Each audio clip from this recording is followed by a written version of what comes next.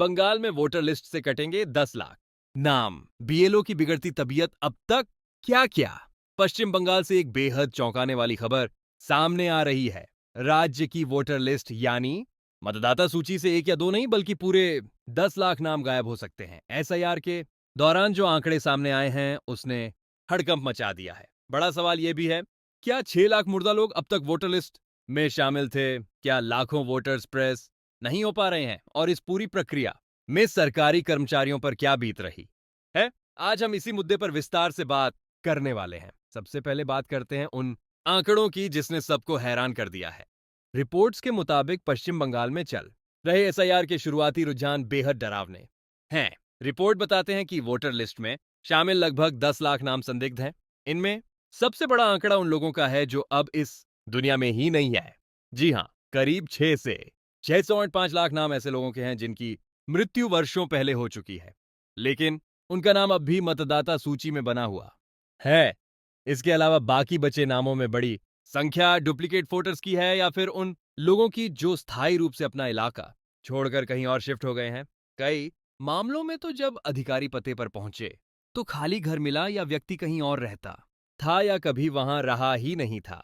चुनाव आयोग ने साफ किया है कि यह 10 लाख नाम अभी तुरंत नहीं हटाए जाएंगे। यह अभी केवल एक संभावित सूची यानी ड्राफ्ट लिस्ट है।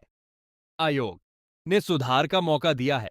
अगर इन 10 लाख लोगों में से कोई जीवित है या अपनी पहचान साबित कर सकता है तो निर्धारित समय के भीतर दावा पेश करने का उनका नाम वापस जोड़ दिया जाएगा। लेकिन अगर कोई दावा नहीं किया गया और दस्तावेज नहीं मिले तो ड्राफ्ट लिस्ट से इन नामों का कटना तय माना जा रहा है। यह अभियान कितना बड़ा है इसका अंदाजा आप आंकड़ों से लगा सकते हैं। मुख्य निर्वाचन अधिकारी मनोज अग्रवाल के अनुसार बंगाल में 7.64 करोड़ फॉर्म बांटे गए हैं। इस काम के लिए 8,000 से ज्यादा बीएलओ दिन-रात मेहनत कर रहे हैं। उनकी निगरानी के 8,000 supervisor, 3,000 assistant, electoral registration officer शामिल हैं। आंकड़े बताते हैं कि 99.75% मतदाताओं तक फॉर्म पहुंचाए जा चुके हैं, यानी राज्य के लगभग हर घर को कवर कर लिया गया है। अब तक 377 करोड़ फॉर्म ऑनलाइन अपलोड भी हो चुके हैं, जो कुल काम का लगभग 39% है। यह राज्य के इतिहास का सबसे बड़ा वोटर वेरिफिकेशन ड्राइव माना जा रहा है। इस सिक्के का एक दूसरा पहलू भी है जो काफी दुखद है।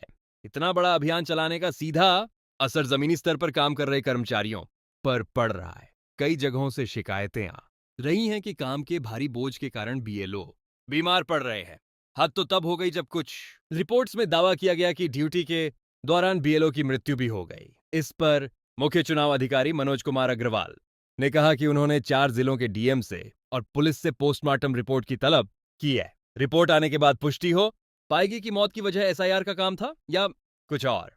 उन्होंने डीएम को निर्देश दिए हैं कि बीएलओ की हर संभव मदद की जाए। तो यह थी पश्चिम बंगाल की वोटर लिस्ट की सफाई अभियान की पूरी कहानी। एक तरफ लोकतंत्र को मजबूत करने के लिए फर्जी और मृत वोटरों को हटाना जरूरी है, तो दूसरी तरफ इस काम में लगे कर्मचारियों की सेहत और सुरक्षा पर भी एक बड़ा सवाल उठ रहा है। आने वाले दिनों में देखना दिलचस्प रहेगा कि अंतिम मतदाता सूची में कितने नाम कम होते हैं और फाइनल कितने नाम सामने आते हैं।